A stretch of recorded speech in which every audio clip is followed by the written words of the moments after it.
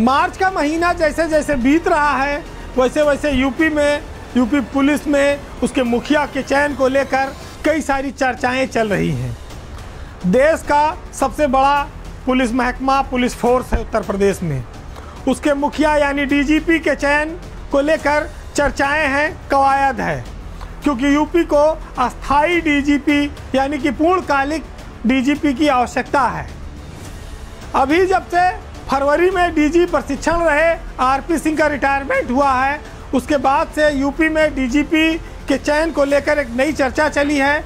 कुछ समीकरण बदल गए हैं, इसकी वजह से उस पर आज चर्चा होना आवश्यक हो गया है। आपके सामने ये बात ध्यान में लाना आवश्यक हो जाता है कि यूपी पुलिस में अब क्या आगे समीकरण बनेंगे, क्योंकि आरपी सिंह के जाने के बाद अब केंद्रीय प्रतिनियुक्ति से अनिल अग्रवाल वापस लौटे हैं और वो डीजीपी पद पर यहाँ प्रमोट हो गए हैं। हालांकि उनकी नौकरी ज़्यादा नहीं है, यानी कि 2 महीने बाद अप्रैल में वो भी रिटायर हो जाएंगे, लेकिन ऐसा माना जा रहा है कि मार्च के महीने में ही सरकार संघ लोक सेवा आयोग को कोई सिफारिश भेज सकती है, यूपी सरकार कोई नया प्रस्ताव भेज सकती है। इसके लिए कवायद गुप्त रूप से चल रही है, 1-2 दिन में हो सकता है प्रस्ताव भेज भी दिया जाए।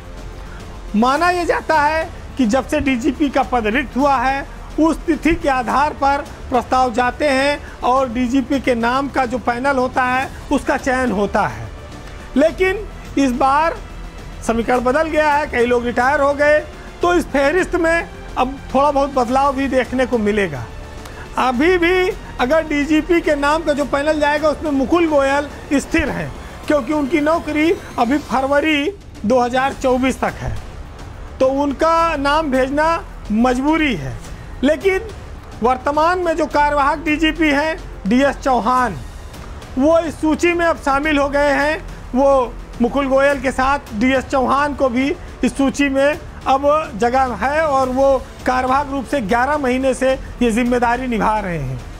डीएस चौहान के बाद अनिल अग्रवाल बचते हैं, क्योंकि आरपी सिंह रिटायर हो गए, तो अब अनिल अग्रवाल, डीएस चौहान और राजकुमार विश्वकर्मा का नाम भी आता है। अब जब इतने नाम है और सब रिटायरमेंट के कगार पर हैं, अनिल अग्रवाल से लेके राजकुमार विश्वकर्मा से लेके, तो फिर बचता कौन है?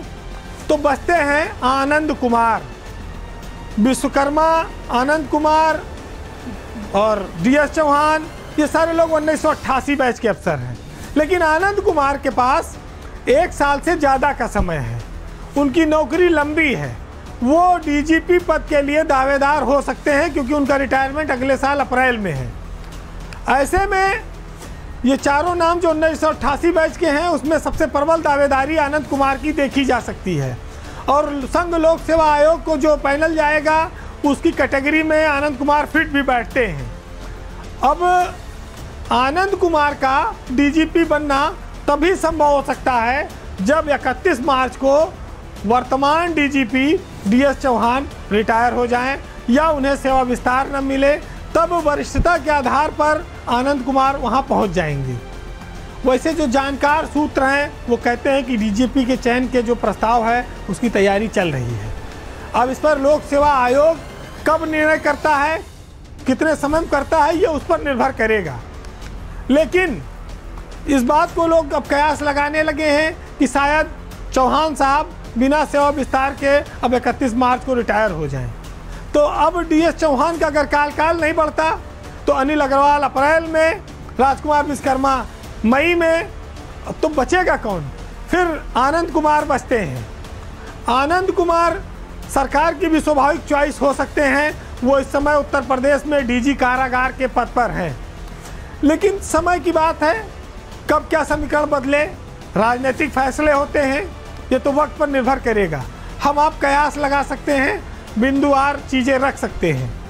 बहरहाल उत्तर प्रदेश में नए डीजीपी का अभी भी इंतज़ार है और उम्मीद ये करिए कि 31 मार्च के बाद शायद अस्थायी तौर पर उत्तर प्रदेश को कोई डीजीपी मिले। बहरहाल पावर सेंटर में आज हम आपको यहीं पर छोड़ जाएंगे और कुछ साहित्यिक लाइनों के साथ इस कार्यक्रम का समापन करेंगे। आज के इस साहित्य में एक सामाजिक व्यंग है। एक अच्छाई और बुराई की स्थिति को दर्शाती हुई ये लाइनें हैं, सुनिएगा कि जहाँ से अम्न के पंछी उड़ान भरते हैं, उसी दरख्त के पत्ते लगान भरते हैं। एक ऐसा कर्ज भी देखा है मेरी आंखों ने, वो जिसका सूद कई खानदान भरते हैं। और मैं जब चिराग जलाता हूँ रोशनी के लिए, अंधेरे तेज हवाओं के भी कान भरते हैं। नमस्कार।